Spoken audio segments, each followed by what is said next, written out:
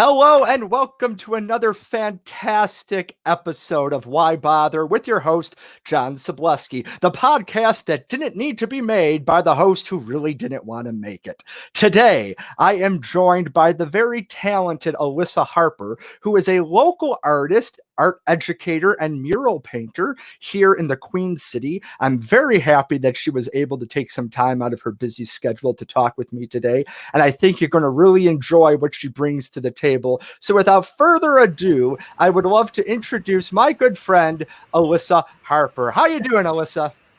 Great. Thanks, John. Oh, I am so glad that you're here. It is probably 5,000 degrees outside right now. And inside my apartment, yeah. And, well, you know, art is not supposed to be comfortable. So if you're not sweating, you're not doing it right. Okay, so Elyssa, I've known you for a couple years, but I know why I know you, and they don't know why I know you. So you get to answer that question. How do we know each other? Oh, man. We joined up in somebody's art ed class. Was it Joe Pacillo's or Alice's? I think it was Joe Pacillo's. Yes. Joe Pacillo, the locally very talented, very famous artist, known for his life-size renderings of horses. Very great. I have a picture of his somewhere. Of course, I'm not prepared. They're in the Albright, the Birchfield. They made it onto the background of Hannibal, the movie. Like, they're in an apartment. They're huge. Oh, it's so cool to see what he does, and he's a very approachable guy. So I think my favorite quote by him was when we were invited to that the gala thing for our awards in art ed. Yes, John, overachiever as well, got some sort of award before we graduated, and we on the side of stacking up our champagne glasses and do a big pyramid in the middle of the awards. Yes. Yeah, if I remember correct, John wanted a picture before Joe retired and went on his merry way. And my favorite quote by him was no. He just walked away.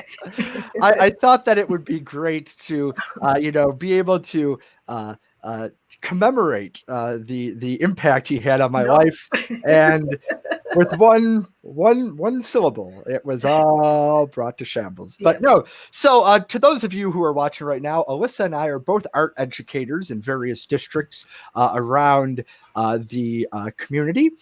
So we did meet at SUNY Buffalo State in the art education department. I believe I'm a few years older than Elyssa, because I that was like a second career for me, and Elyssa was just going through it the first time. But some really cool things about Elyssa is she's a graphic design artist. She's a painter.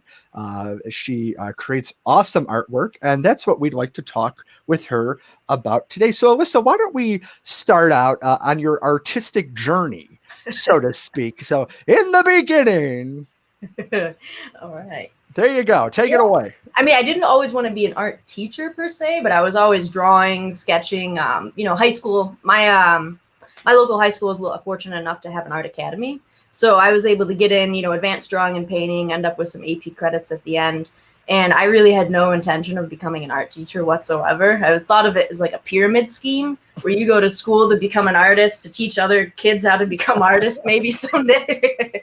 And it wasn't until the very end I sort of thought about it. Our teacher was like, oh, you'd be really good at it. I was like, ew, kids, girls. But yeah, I ended up trying to get into a few different colleges, got scholarships, but even with like a $35,000 scholarship, it's obscene to learn how to paint more good. So I picked up graphic design at the trusty, handy-dandy Buffalo State for pennies on the dollar. Yes. And you know what? People laugh about Buffalo State all the time, but I will be the first one to tell you that if you're going to get an education, you should probably want to go where you can afford it, and that, years down the road, your student loans aren't crippling you from trying to move forward with your life. So, eating paint. I had to eat another brush for the fiber. I tell kids all the time that when I did my student teaching, I did an AP class or advanced drawing and painting, something like that. And they're like, Miss, how did you go to art school? You're so good at drawing and painting and all that. I want to go and I want to make art. And I was like, YouTube it. Why are you going to spend $50,000? They're like, what? I'm like, didn't your counselor tell you not to go to art school? That's sort of dumb. And they're like, but you went to art school. I was like, yeah, and I'm sort of dumb. So I'm like, if you're going to get into it, get into advertising or something that pays well and then learn it on the side for nothing. There you go.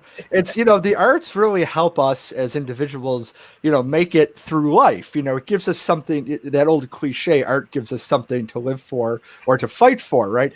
I personally, like you, never thought I'd be a teacher. But I find that if I'm going to be a teacher of anything, I might as well teach something I enjoy doing. Yeah. I never woke up and said, math.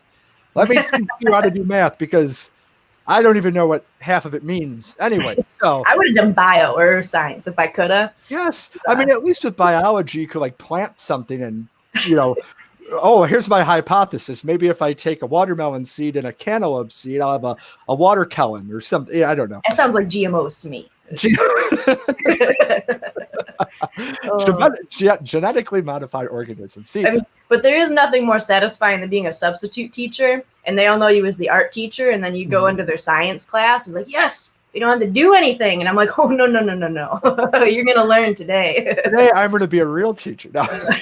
No, but I think it would be safe to say that we both love what we do and we joke about it. But if you're doing it, you can joke about it because it's exciting and it's fun. And there's nothing better than seeing your students figure out what you're trying to accomplish and seeing them succeed. So that's great. So we talked a little bit about art education.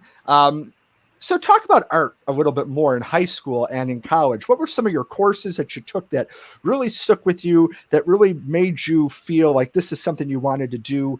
And talk a little bit about what mediums you enjoy working with the most. Most of my bigger things are spray paint and acrylic, but I really like drawing. I mean, I've always been, you have a pencil around your house. You don't need to open up a whole studio with all the paints as a little kid. Your parents hate having to clean up after you and put out all the paints and purchase the paints and the water. So it's a little easier to grab a pencil or color pencils, markers, anything that you have. And, you're always drawing and doodling in books in elementary school.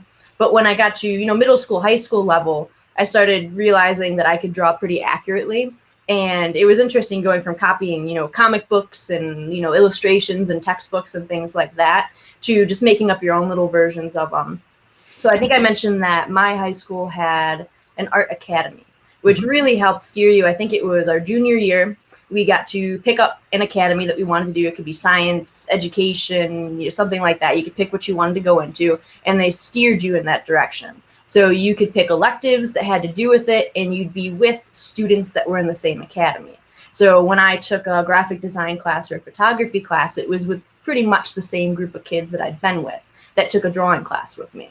So that really helped shape and hone in observational skills, which are super important. I mean, I know graphic designers, you're playing on the computer, but I've noticed that graphic designers who don't necessarily have the drawing skills, just sort of, you can see it in the rest of their work. So it helps, and it sounds silly because you're thinking I'm making a logo, but if you can't draw it, it's just a lot easier to focus on those kind of skills first before you jump into other things. And I think, we were talking about this earlier before we went live about how important drawing is, or understanding basic concepts. I think it would be safe to say that if you have the basic concept of perspective, form, values, stuff like that, your job, depending on whatever other medium you use, it really always comes back down. That's it. Yeah, it's like the building blocks of everything, and nobody wants to do that part. They want to Jackson Pollock it and just spray paint and do whatever.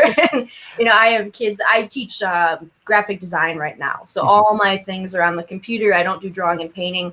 But for those kids who struggle with it, I give them alternatives. And I say, as long as you're making something, great. So I'll sit with them and I'll draw for like 30 minutes. I'll say, all right, we're going to practice doing this. And then once you're like, well, I have this idea in my head, but I can't draw it, and I can't put it in the computer, and I can't. And I'm like, oh my God. I'm like, all right, well, we're going to learn perspective today. Yes. Or like, just drawing facial features or something. And, once they realize that if they can get a few of those skills down, everything else is so much easier to get that imaginary picture out of your head and on the paper or computer. Yeah, sure. And another thing that I think is the misconception about drawing is that either you have it or you don't. It's really not about your ability to draw, it's your ability to see. Would you agree? Like if we Yeah. can look at it. I mean, if you ask anybody to draw a tree, they're gonna draw a rectangle with a bunch of clouds around it. Yep. You know, and that's what's in your head is a tree, or you draw a face, you have two dots and a smile. Yeah. But nobody actually looks at the branches and the bark and all that. So, you know, it's the difference between having like a representation of it and getting down to the actual details. Are you looking from above? Are you at eye level? Are you underneath it? And that's what sort of takes us to the next level of drawing a tree. Yes. Drawing a tree, great. It's mostly patience. I said, everybody, you know, it's not. Yes, so it's really. Yes. I think you just hit something on the head there. Is patience. You know, art, the fine arts is all about patience. You have these artists that spent years and years and years honing their skills, figuring out their skills, figuring out how they can better their working. You know, having a lot of what I guess the society now would call failures, right?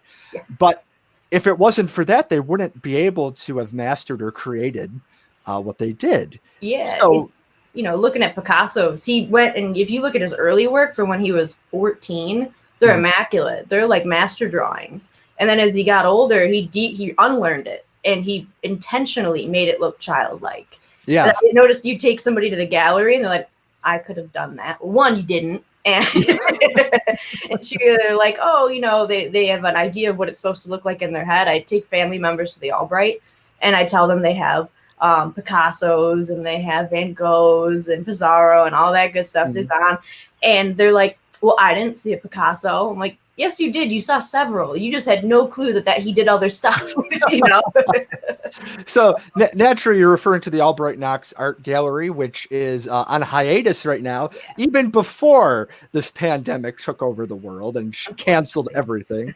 But they are in the process of updating and adding on to their facilities. So that is awesome. And you know what, Elyssa, you do bring up some really good points, is that people's perception of art is not always, they don't realize about the process or the idea behind why artists did what they did. And I think that would be something that art educators like us, at least I know I try, and we've talked about this, that we try really hard to let students understand why people did the things they did. It wasn't like it's not like they didn't have the skills, you know, they decided to go against the grain and try some new things and stand out and create their style, as we would say. So let's talk a little bit about studio courses. Now, studios, in any art form, there's a studio. It might be called like a workshop. It might be called something different depending on the discipline. I know when I went to film school, we just had filmmaking time. So free for all. or production time, so to speak. So in studios, you know, painting, drawing, ceramics, 2-dimensional, 3-dimensional, furniture building, sculpting, the list goes on and on. When you were at Buffalo State, I'm sure you took a plethora of courses. There's an SAT word for you. Plethora.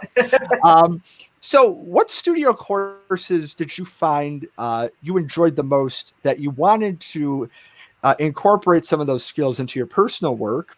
Or were there some that you wish you had taken more of to better benefit yourself as an artist? I think some of the most interesting ones that I took, I started off graphic design, so I did a solid 2.5 years of that before any of the regular art ones. And I really liked some of the classes that just pushed your ideas. So talking digital, not so much drawing and painting yet. I had a class with Brent Patterson, and it was sort of an intro to motion design, something that I completely had zero idea. You know, I'm a graphic design teacher now, but I had never taken a class or fiddled around with it. I had zero knowledge going into it. And the class was not a free-for-all, but it really challenged you. They were sort of like, no limits. Oh, you want to make something that looks like an 8-bit Game Boy? Sure, go for it. You want to have pizza as the background of yours? Go for it. It was very encouraging. And, I sort of take some of those lessons into my own classroom, as long as it's not going to offend anybody that's signing my paycheck or anybody else, you can do it, and I'll teach you how, which is pretty cool. But a lot of filmmaking stuff. I got intro how to use what's the mic that Oh, the lapel mic? Lapel, yeah, it was a big Yep. thing for me. I had to reshoot frame for frame, I think a few minutes of Twilight. So getting those Oh. angles, it was fun. It was something that was out of my comfort zone. I'm a Mhm. great drawing and painting. I hated the intro classes, but it was something different that I wasn't good at that I liked trying to be good at. Mhm. I ended up getting like a C. I sort of stunk at it, but Yeah, it was well. fun. Yeah, it's the C. I was actually looking through my transcripts a few weeks ago, and I noticed I had 1 or 2 C's in there too, but it was always like like intro to criminal justice, and I said, why was I even taking that in the beginning? Yeah. I went to, I guess, for like copyright infringement or something, but like, please. So you were talking a little bit about comfort zone. Yeah, I mean, nobody likes to go outside their comfort zone. That's why I went for graphic design, is because I knew I could draw and paint. I don't really need $50,000 worth of instruction on how to do that better, But Sure. when I took intro to drawing, I actually sort of kind of dropped out of it within the first week. And I talked to my advisor. I was in the honors program too, and I was like, listen, I have AP credit. Do I have to take it? I'm like, I went in. And for a solid 3 days of 3-hour studios, they taught us the different pencil weights, 2H, HB, 4H, 4B. And I was like about to lose my mind. No drawing for 3 days. It was just lines and circles. It was awful. And I did not want to do that. But figure drawing was probably one of the first classes I took that taught you how to see differently. And it was great. It was definitely a different experience. We teach figure drawing and a high school level with clothes on, which is great. And, you don't worry about anything like that. But it's definitely like the human form is so hard to draw, not even into faces or fingers and phalanges. But yeah. And I find that students, you'll meet them in like first grade, and they have, they'll symbolically draw the head with the stick body, and they'll get there. And then as you get older and you start teaching them about like the figure, the form, the 3-dimensionality, the anatomy, adults forget all that, and then they go back to the stick figure. So it comes full circle. They give up. Yeah. I had a bunch of kids. They, they went, I don't think they were drawing or art majors or anything like that. They must have had to take a fine arts course and just jumped into it.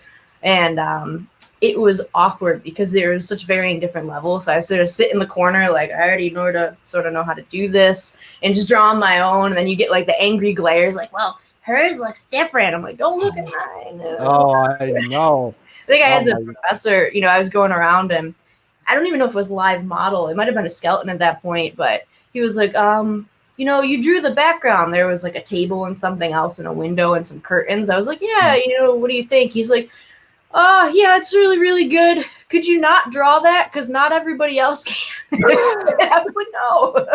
But, it's right up there with like in To Kill a Mockingbird when Scout and Atticus are learning to read. Yeah. And then the teacher's like, oh, we can't have any of that extra learning going on. Exactly what it was like. I was so mad. I mean, he got it, but it was like discouraging. I sat in the corner.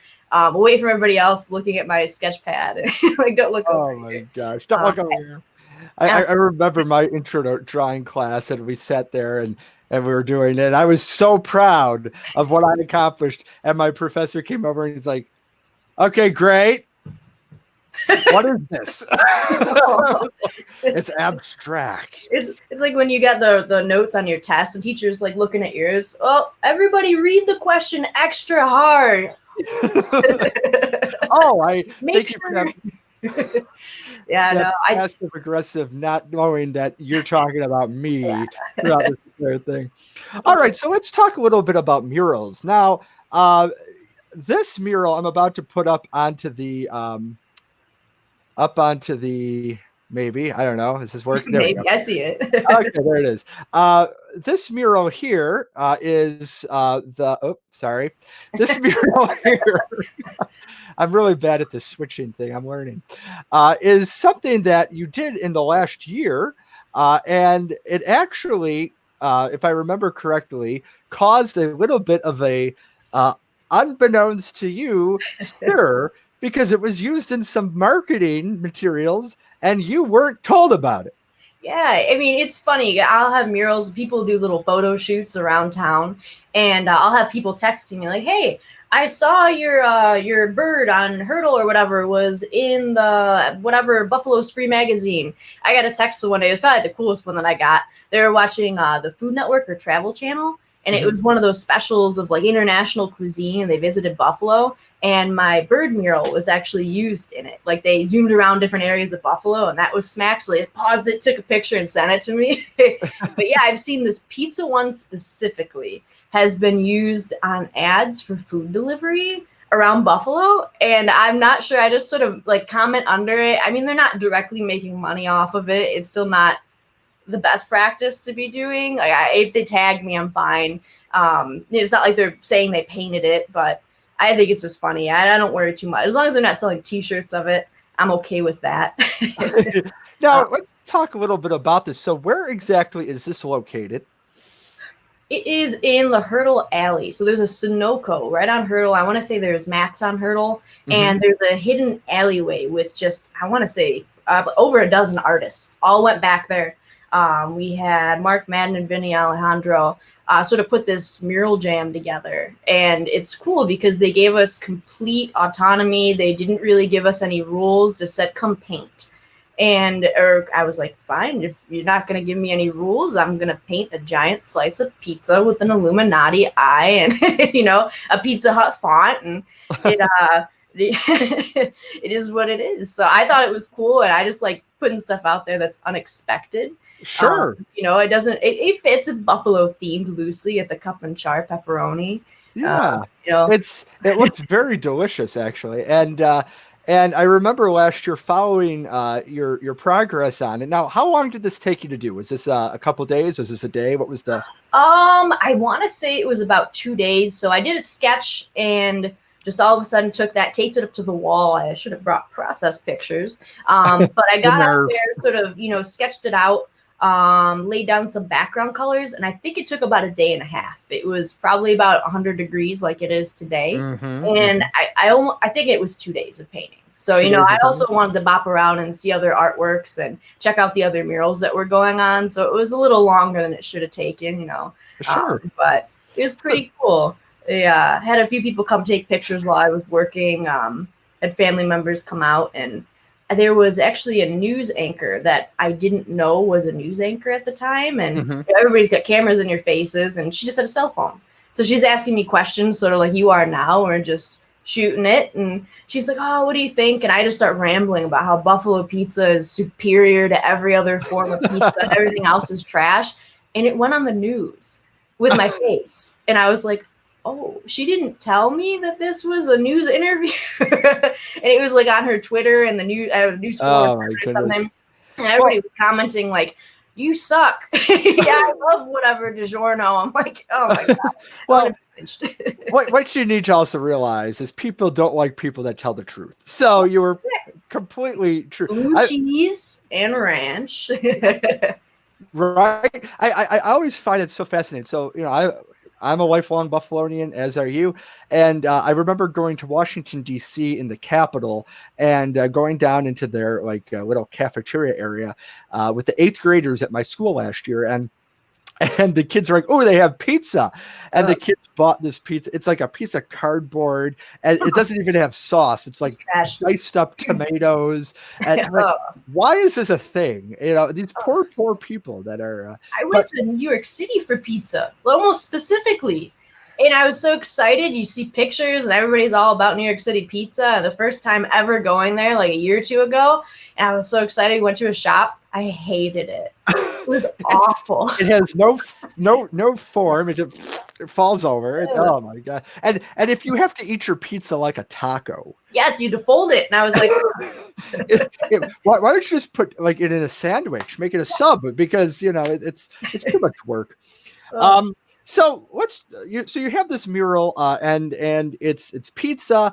What do you as the artist hope that the viewer will get out of this? Is this something? Is there a deeper meaning? As we discuss in art all the time, the deeper meaning. What are we talking about? What does the artwork mean? Conspiracy. You got no. I just wanted it to stand out and be funny to look at, and just be something you don't expect walking down the alley. It's better than just somebody writing their names or something phallic on the wall that's going to get scribbled over, in my opinion, at least. Sure. And yeah, it's funny. You know, everybody's like, right now, the buffalo theme is super, super in fashion. So everybody's murals want to be the Buffalo Bills with the sabers inside of a buffalo with a chicken wing coming out of its butt. Like, it's just obscene. They want the city hall shoved in here and over here. And I've seen other artists talk about it too. It's funny. And they just hate it. It was so overdone. I was like, okay, I can indirectly reference Buffalo through their food without having the chicken wings, the celery, the blue cheese, you know. Oh, yeah. You know, maybe you should just put the bisons, because that's an indirect. Yeah, very loosely related to our city right now. So, Elyssa, you know, I have this conversation with my students an awful lot, and we talk about murals that are on the side of buildings that are usually commissioned, or you're given permission to do them. What would you say the difference between a mural and graffiti is? All right. Well, they can both be under the same thing. I do this lesson with my kids, actually. I do slideshows and prompts for it, where you have sort of the overarching theme of public art at the top, and then it branches sort of into street art and graffiti, which graffiti can be street art, but street art usually isn't graffiti. You know, graffiti is about you putting your name up there, or like your crew's name, and defacing something. Because. Yeah, because.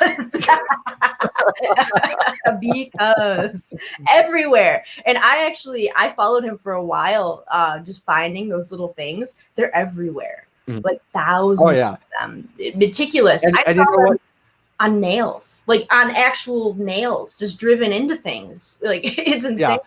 Which I remember. I'm sorry, go ahead.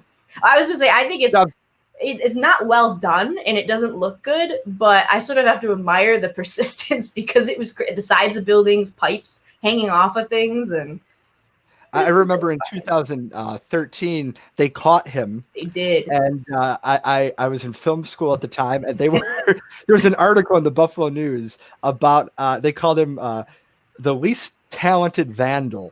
It was like Comic Sans. It was all Comic Sans. That's a little font humor for our friends at home. But the least talented vandal. So I wrote a mockumentary interviewing the people in his life of the least talented vandal, and it never got made. But okay. I had to see this if it was made. I'll send you the script. You know, Elyssa, before we get any further, we do have a question here, and I'm sure this is going to stir up some controversy. But you know what? Man. If we're not making people upset, we're not doing a good job. So we're asked here, what's your favorite pizza in the Buffalo area? Well, I'm not going to narrow it down to one, but being from like the South Buffalo, West Seneca area, I love Bella pizza. I had as a kid, love Bella. I like black olive pizza, but if I'm going traditional with cup and char pepperoni, I am a huge fan of the Franco style. And specifically, this mural right around the corner is Daddy-O's, which I've never seen a kinder, like the guy who owns it is just so personable. I love walking in there all the time. He comes and he chats with you. And, you know, I told him I used his slice as inspiration for my mural. He hooked us up. We were going around, you know, all the muralists were getting food from, you know, one place or another. And you take this on your way out. I love it. Blah, blah, blah. Tag me in your Instagram. And he was just the funniest guy. He'd sit and chat for forever. So I love Daddy-O's on Hurdle. Daddy-O's on Hurdle. There you go. And if you guys want to send us the check for that product placement, we'll take it. Thank you. You know, I'm going to answer this question too, because I just recently moved into a new neighborhood in the last year. And I was always a La Bella fan in Cheektowaga. I still love them. But down the street from me is Lunetta's on Cleveland Drive, and they are amazing. And you know, right now more than ever, these mom and pop stores like Daddy-O's, La Bella, Lunetta's, they really need us to keep their business going. So if you have an opportunity, you need to choose one of these places we just talked about.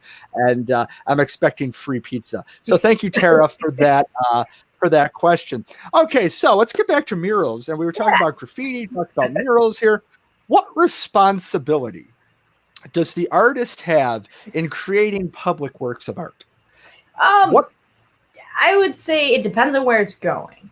if you're in an area that's sort of run down, overrun with graffiti, broken down, I just like seeing anything unexpected that brightens it up. I've seen commissions where you usually have a contract and you have an end goal and somebody's telling you what to paint, why to paint it. I'm not a huge fan of that, but it pays the bills certainly a lot more than just going up and doing it on your own. Definitely. I think, it's just something that should be pleasing to the eye, in my opinion. Anybody can make art. Anybody can put up stickers or spray paint, stencils, wheat paste. I just like stuff that will stop you in your tracks for a second and take your mind off things. Back in college, I got into wheat pasting a little bit, allegedly. And there was a few times I had TFA friends who would come around and film, the wheat paste process, spray painting, and all that good stuff. It was cool. But it's funny to me because being like a 5-foot, very pasty woman, I could walk down Elmwood and find a boarded up storefront.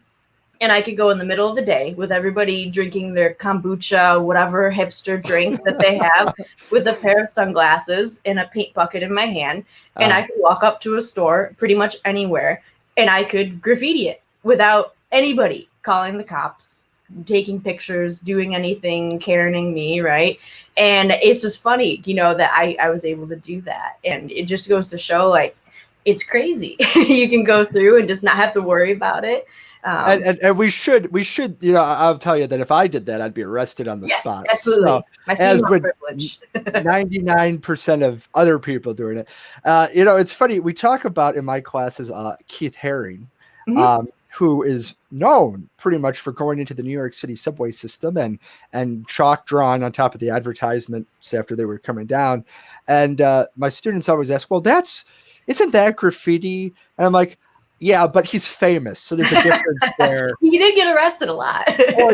as he probably deserved. But I'm still a huge fan of Keith Haring's work, and I think that really is a testament to the art form. It's like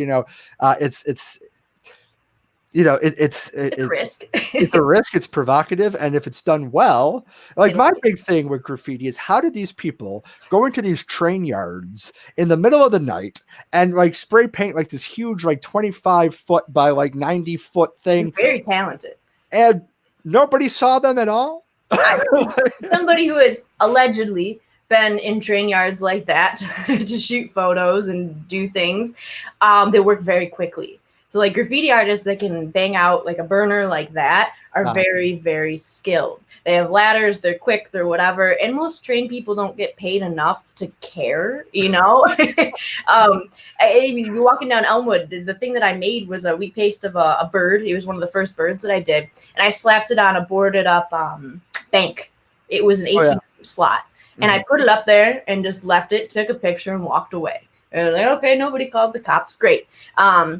Like 2 days later, I saw somebody trying to scratch it off. I walked over, I taped it back up, whatever.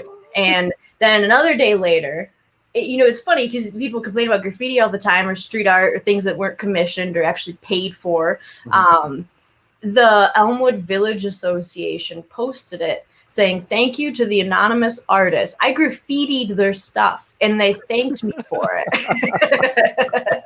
And it was just mind-boggling to me that, like, depending on, what people like and, the hipster area that you're in, it could be accepted or it could not be accepted. It's all the perception. It's that's very interesting that you bring that up. We have another question here, and I think this is a good one, a testament to your art. Any advice for young artists who want to teach and be an artist someday? Oh man, yes. You should definitely focus on the foundation skills. Nobody likes to do observational drawings or still lifes. When you put the bottles and the flowers up on the table and you sit and carefully draw it, it's the hardest and most mind-numbing thing to actually do, but it's the thing that'll help you the most. I really haven't met an artist who hasn't taken the time to learn the foundations. Even I took a class called Color Theory. Oh my God, it was all about color. I spent like $3,000 learning about color, but it helped. And you just have to have patience. I mean, everybody's, oh, you're born really good at drawing. No, I just have more patience than you, and I just stuck with it.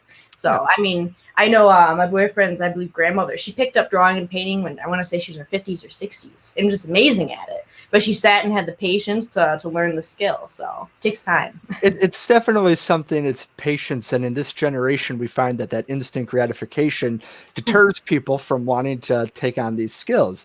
Um, I'm starting my grad school work tonight, actually, and one of the things that I was so like wanting to do is take on some art studios, but I'm like, I know how much time you need to put into it, and as much as I would love to just do ceramics, I just don't have the physical amount of time. No, it's one thing when you're an undergrad, you live on campus. I could spend up until 6 a.m. just sitting in a studio that I shouldn't be in.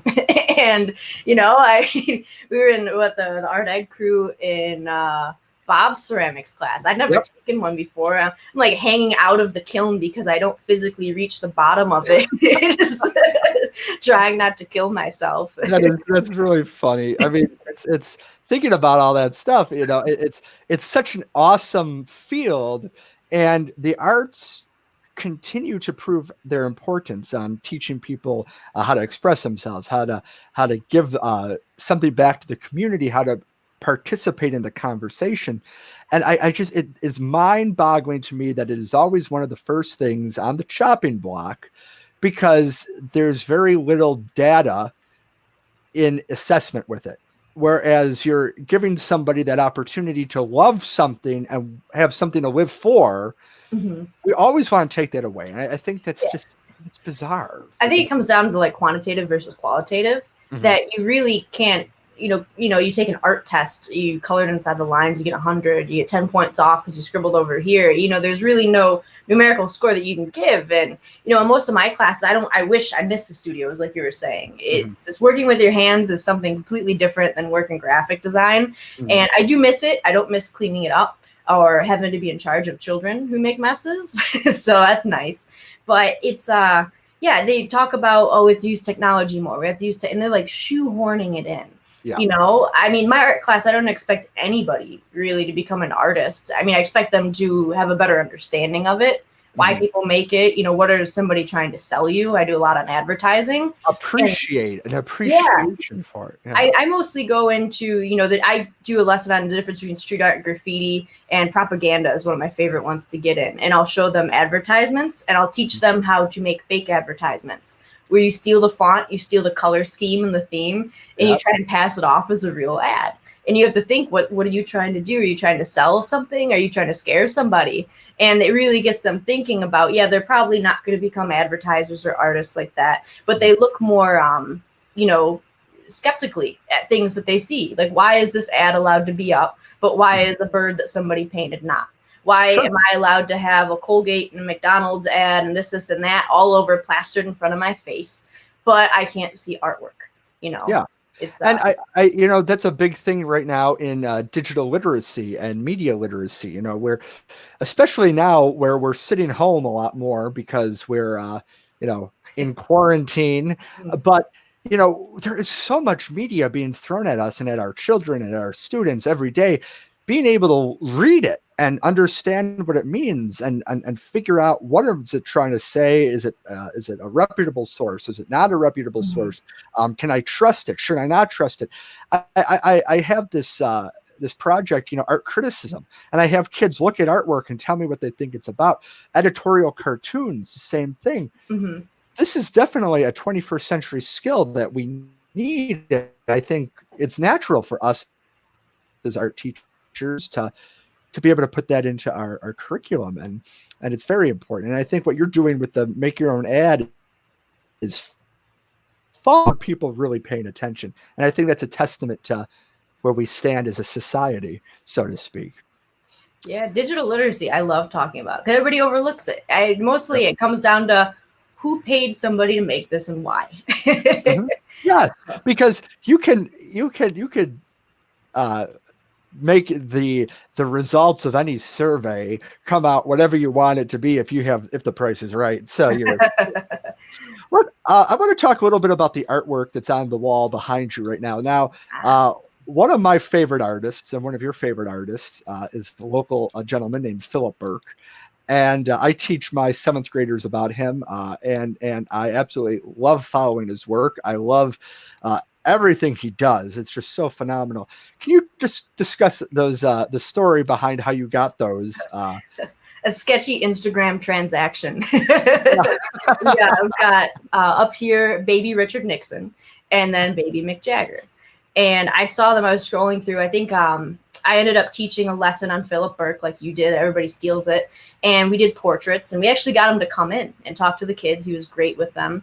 I ended up taking the time, like 20 minutes a child in a class of probably 20 something, to look at their artwork, critique it, answer any questions. He brought in his own artwork. And if you're unfamiliar with this stuff, it's been on the cover of like Rolling Stone magazines, People. He does political work, music-based artwork, and portraits. He live paints at Art Park all the time. So if you go to take a, I guess you can't go this year, but if you see live art going on the side of the stage, he raffles them off to raise money. So his work is huge. It's probably 4 to 5 feet per painting, usually a group of people or, a single artist that he does. And it's iconic. He's got all these flashy colors, exaggerated features that I like to use. And I scrolled through Instagram and I saw these, and they look like in a dimly lit basement, just on the ground, like they were soaking in water. I said, "Hey, what are those Philip Burks?" And he said, "Yeah, how did you know?" I'm like, "Well, they look sort of like his. They're not what you're used to seeing." And I said, "Are you interested in selling them?" He said, "Sure." I was like, "Well, what's your price on these?" We haggled a bit, and I ended up getting him down to something ridiculously low, like obscenely low. These are like 24 by 36 paintings. Mm-hmm. They're unhung, they're dirty, they've definitely been somewhere. And as I went to go give the guy like cash and stuff for it in his driveway in some sketchy little place in South Buffalo, he was like, "Yeah, I know, I picked these up at an estate sale on a boat. They've been sitting in the dark forever." I was like, "Whatever, man. Give me these things."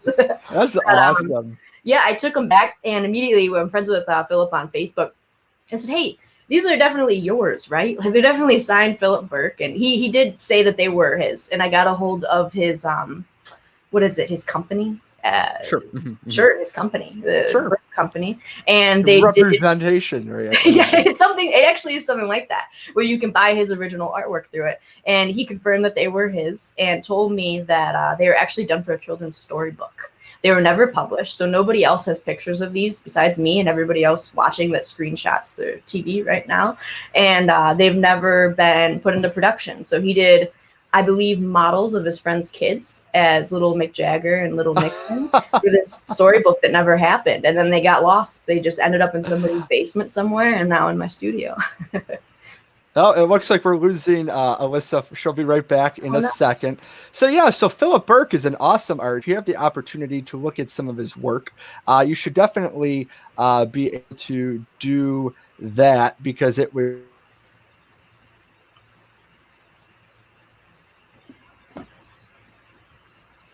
We're going to give her a second to get all of that taken care of, and if her connection gets back, we'll talk to her. So while we're and it looks like we got her back. All right, there you are. I can see the potatoes. The potatoes. That's weird. The internet connection. Everybody and their mother's online, and it's just taking it away. So that's awesome. So those were unreleased works, and that's great. I think they need a little rehab. Very awesome. But they're there. That's so cool. It's a great story. Okay, so while I have you here, we were talking over the weekend about a conspiracy theory that I have in something that has nothing to do with art whatsoever. So over the weekend, my girlfriend and I decided to hike the Eternal Flame Trail at Chestnut Ridge Park.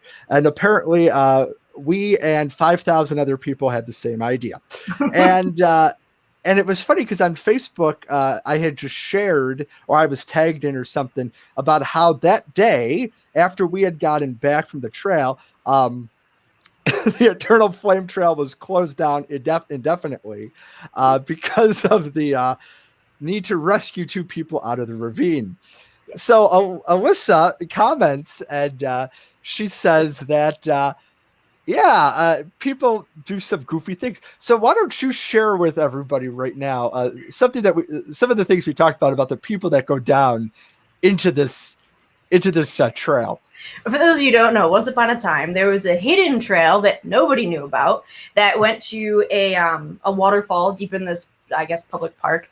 And there's a break in the shale where natural gas is released, and it has a constant flame that you sometimes have to relight. And it's, under the water is the flame. So you have a little gap, and there's a little cavern, and you can light it and see it. It used to be just people would go on their own. You'd find your own trail. You sort of memorize where it is, and you'd be, boom, a waterfall with a flame under it. It's awesome. Then it got published in, I'm assuming, some magazine or news article, and everybody and their mother went, and everybody and their it's not a horrible trail to hike. There weren't any markers at one point. Now Nope. there are a ton. So it's very easy to find. They've cleared out a ton of the foliage. They made steps for people to take, so now anybody can get there, including like families of 10 and grandma who's 88 years old and your toddler in a dirty diaper and your sister in her South Buffalo pajama pants and Crocs. But yeah, I see people drinking there all the time, which isn't great because it is a sheer drop off. Yeah. There's garbage now, which is a bummer. Yeah. But I mean, when I was a kid, I mean, not even a kid anymore. I was probably older than I should have been, climbing up the vines on the side of the waterfall. Oh yeah. They're cleared out now almost completely, but they are very solid. I want to say they're more roots than vines, and I could scale them up to the top of the waterfall and, sit and take pictures dangerously and not supposed to be up there. But, you do it at your own risk. And if you fall, you fall. That's life. Oh my But a gosh. few years ago, somebody completely fell, and I believe they passed away. And that's when they put trail markers and more signs and more things telling you not to do stuff. And apparently that doesn't work, surprisingly. What people aren't doing what they're asked to do? Never. I had people commenting, "Oh, I never got to go there." I'm like, well, it's still there for you to walk to. I'm assuming they're going to have a sign and not a cop standing there to tell you not to go in. Yeah, it's just funny because it's now I've seen eternal flames around the country. So at Arlington Cemetery, they have the eternal flame over President John F. Kennedy's grave marker, which I think is a little more eternal. Nobody blows this one out. Nobody blows this one out, but it was funny because we were talking about that, and I joked with my girlfriend saying it's probably connected to like some gas line, and Billy Bob down on 16 over there is in charge of people off, turning it on and off. Because I was like, it's just hard for me to believe that there is this natural gas seeping out of the ground, and everybody can go by it. And sure, it's just a little trickle, but like natural gas is just leaking out of the ground. Your house is a pilot light. Yeah, but it's like just leaking out of the ground. And now you said you've had to light it. I have. It's not a big enough, where you see in movies where you leave the gas tank or the propane on, you throw a match and it blows everything up. It's a very small trickle, and the pocket that it's in behind the waterfall is just enough to keep it in there. So, I mean, I've gone down. I think it's funny. Me and my boyfriend go hiking to go take pictures, and people are standing there. And the one time we went down, I felt really bad. He was like, "Oh, watch, you can relight it." So he goes up to the waterfall. Everybody's waiting. Like, there's a ton of people to get pictures, and he blew it out. And he didn't have a match. So we walked down there for like an hour, took the hike. Nobody could relight it. Nobody had a lighter, and we just sort of awkwardly walked away. That's like a National Lampoon's movie right there. You get to, that's the Wally world of the hike in Chestnut Ridge, is you get down there and it's out. And it's funny. So we're going there this weekend, and it just rained, and I'm sure most of the time there's not that much water coming down it's over. Bad, yeah. I mean, this is like whitewater rafting down the ravine in Chestnut Ridge, and it's that big sign saying please wear a mask. I think they were nice. They said please.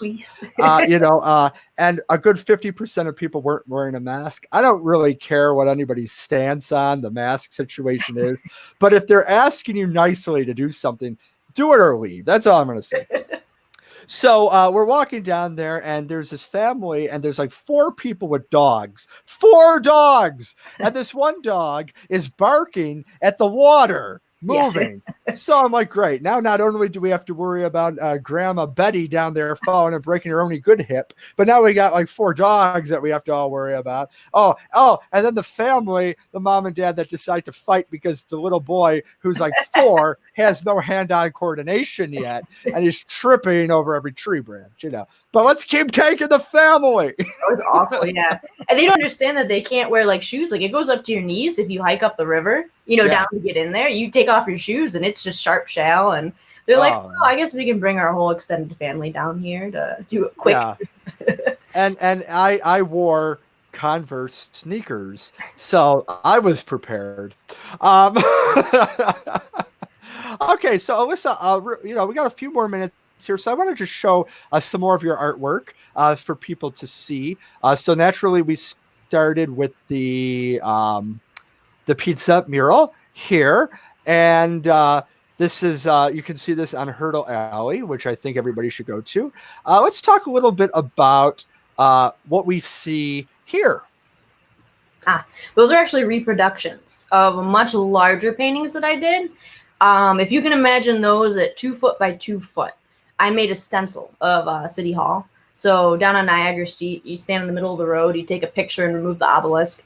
But that's probably like 30 hours worth of cutting with a knife. I ended up, I think it was my freshman year of college, I stole a bunch of giant menus from the dining hall and glued them together to make paper for this because I didn't have money to buy anything else. And just sat on the ground. I like taped a bunch of pictures together. I photoshopped the stencil and sat cutting, like just making my hands bleed for days and days and days like a crazy person. And then just sprayed them anywhere that I could. There was an honors lounge up on the top floor of North Wing back in the day. And I turned one of the rooms into my studio because if you do anything and you have a smile on your face, nobody's going to question what you're doing. So I brought in like an entire air compressor, a bunch of spray paint, canvases, masks, and things like that. And I put a sign on the door. And I was like, don't come in. And I got to use it as my personal studio for like a long time, way longer than I should have been able to. And nobody questioned it. So I had that. I actually got paint all over the place. And then like, years later, they actually paid me to paint the entire honors lounge. And I was like, pretending that I didn't destroy one of the rooms on my own with my own paint. And they're like, they commissioned me to do murals inside there. So I've got more murals up there. And I just ended up collaging. The originals have a bunch of newspaper clippings, Buffalo newspapers. These ones I catered to the festival people. So usually in the summer, I'm selling artwork. Everybody wants Bill's theme. Everybody wants Saber's theme stuff. I'm surprised I haven't made one with chicken wings in the background yet. But these are smaller, I think like 1 foot by 1 foot stretch canvases that I have photoshopped the background in. Oh, very cool. That's my work. Let's talk about this. This is a very, what is this? It's a prompt for one of my classroom assignments. So when I'm teaching Photoshop, we go through like your basic cut and paste kind of thing. And then I show kids how to make things look realistic, how to fade things in and out, how to play with perspective that we were talking about before, shadows, and just really the beginning, okay, I can sort of tell it's Photoshopped, to I can't tell what's Photoshopped on here.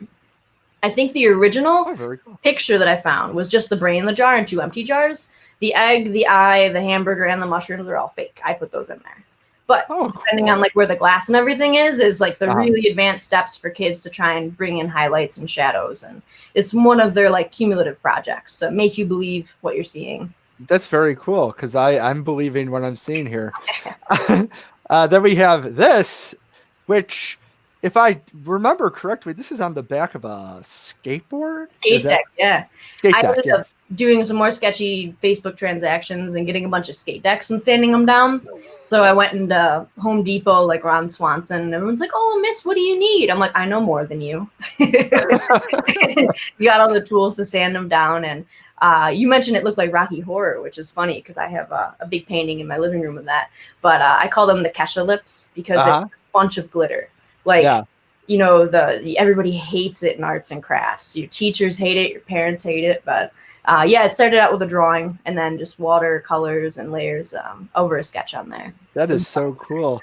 Now, this last picture I'm going to show, I wasn't aware of its full caliber at the beginning. A few I don't know, this is probably a month and a half ago, maybe 2 months ago, right toward the beginning of quarantine, I reached out to a bunch of art teacher friends and asked if they would do the Van Gogh project, Oh, geez. which was paint yourself as if you painted in the style of Vincent van Gogh. So this is mine, which I didn't put into the program, but that was what I came up with as a style. And Elyssa went a completely different route, which I really appreciate because it's so different than what the others did. She went full frontal. It was censored for Facebook. I really like this is more of like his other subjects, like the Postman and the idea. So the idea was that you would recreate an artwork based on a painting of Vincent van Gogh, a self-portrait, and I think that Elyssa did a really cool job here, being different. And choosing some of his other work because A Starry Night. yeah, that's what I went with because that's how creative I am. You nailed the Postman though. That's what it was. Yeah. Yeah. His name's like Raoul, I think, right? Or it was Ronan. I don't know. I should know that because I teach about it. It was just up at the Albright, which I'm almost banned from. Did you paint a mural at the Albright that we don't know about? I almost did. No, I accidentally knocked a Van Gogh off the wall. Oh my gosh. Yeah, they you know how the Albright's closed right now? They have that secondary location. Yeah. We went for an art educator's workshop. Uh-huh. And the art teacher that I had at the time, he's a former art teacher. We went to go to the workshop. They did a little drawing thing, and they're like talking about not touching the artwork, and I'm giggling because my whole family goes and they all touch the artwork, and I have to like be the docent to not allow them to chew gum and everything. Sure. So when you go to a gallery, there are rules. There's no chewing gum. There's no ballpoint pens. You can't have ink. Nothing like that. Yeah. There's no touching, none of it. But in high school, I ended up going on a tour. I think it wasn't even for art. It was for like French Honor Society. Mm-hmm. And they took us and we were walking, and our poor docent was like an elderly man with no hearing left. He's trying to talk to, yeah. he's talking to us, and everybody's just looking all around. There's another tour of small children sitting on the ground. Mm-hmm. And some of the frames are very large. They jut out of the wall, probably almost a foot. Yeah. And Van Gogh has a huge, ornate, golden, beautiful frame around it. And he just got done talking about how it's worth like $80 million. And as I'm avoiding a child on the ground, my shoulder clipped it. Oh, no. Like straight, it swung and then ricocheted back and just thudded throughout the entire silent gallery. And I just kept walking. The kids are all looking at me like, ooh, and I'm like, shut up. You see nothing. He heard nothing. No alarm, no nothing. Nobody on the camera came running. I was like, oh my God, my face went like red and white at the same time. And it was awful. But we told this story at the teacher's workshop. And the woman was just sort of staring at me. And she's just looking around at all the other artwork that we're not supposed to be touching. And I'm like, when I was little, my mom and I and my dad and sister and aunt and uncle, we went to the Corning Museum of Glass. Oh and and when you go into the Corning Museum of Glass, there's like that contemporary stuff that's really, really awesome. And then it goes into like the antique, like ancient stuff. And my mom is very hands-on, and she goes and she's like talking about it, and she looks away, and as she's doing, she slams her hand into the display case, trying to get the mom. Yeah. And my uncle Bill says, uh-oh, we almost had to call back down for that other ancient 20th second century piece of glass that was behind that glass. It was so funny. But I say that all the time. It's like I wish there were art galleries that were a little more hands-on, and I know there are. Recently, they've opened up a little bit. I love taking family to galleries. Give them like an unofficial tour. I took small cousins, probably like when they were 5 and 4, 6 and 4, something like that, and the grandparents came. And they said, okay, take us on the tour, show us what's in here. I was like, okay, here's the Warhol, here's the whatever, here's the secret thing inside of this. And we get to a part, and I every time I go there, I would spend hours, like days. I'd leave. I was an RA. I would leave and go walk around the gallery while I was on call. And I'd just be sitting there waiting for someone to lock themselves out. I talked to the docents. I talked to everybody. Sure. And they'd sit and they'd be like, come over here. I'm going to show you this. Okay, great. So go over, see all these little things. And eventually I became familiar with one of the docents. So when I took my family, he recognized me. And he said, hey, your little cousins, are they well behaved? I was like, yep, they're great. So he took us, and there was a piece of the Albright. It had to do with sound and movement or something like that. And it was, for the sake of it, bells, some sort of bells that you could jingle with your hands. So you put on the gloves, right? Said, all right, I'm going to get your cousin. So I sort of leave at this point. I'm like, I'm not associated with any of you. And I left. And I could hear from a distance. I was sort of listening. They put the kid up to the piece, and they said, okay, very gently, bang, bang, bang, bang, bang, bang, bang, through all the bells. And I'm sitting there like, oh no. And I hear my aunt yell at him, they can't. He said, no, it's okay. It's okay. Kids do this all the time. So I wait, I'm laughing, and then my mom's over there mortified. I left again, and I hear maybe 5 minutes later, another bang, bang, bang, bang, bang. I'm like, they did not put him back up there. It was my grandfather. Oh yes. Oh my gosh. I think that's fantastic, because you know what? It just shows, like, it doesn't matter how old you are, you never grow up. You know, and you know what? From talking with you today, Elyssa, I realize that there's a lot of illegal events in your life that I'm very interested in learning more about. But unfortunately,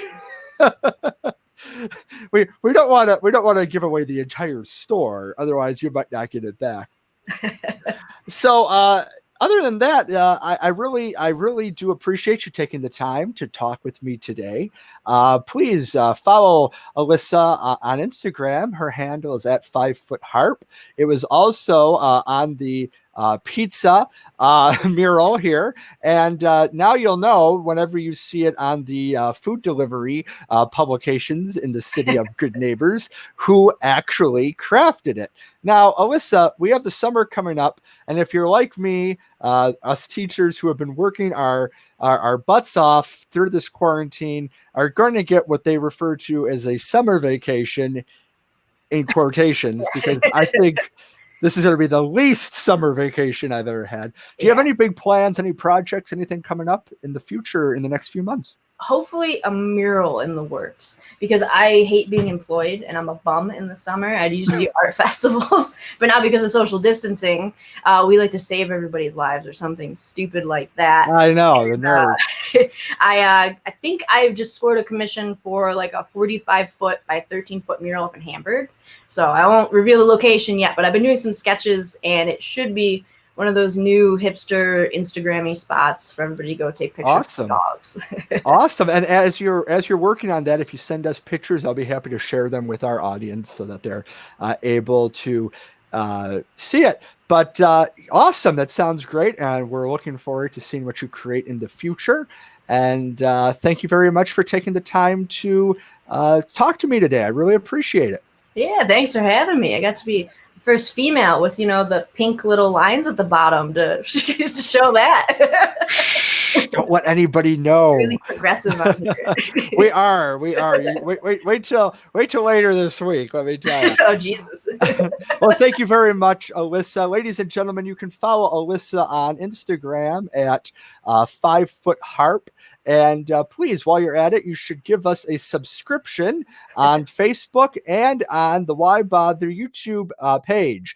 We would like to thank our monthly sponsor, Cringer Puppets. And we would also like to let you know that we are now available on Spotify, Breaker, Google Podcasts, Radio Public, and Anchor. I'm John Szablewski. Thank you for sharing your afternoon with me, and I look forward to seeing you at the next episode of Why Bother.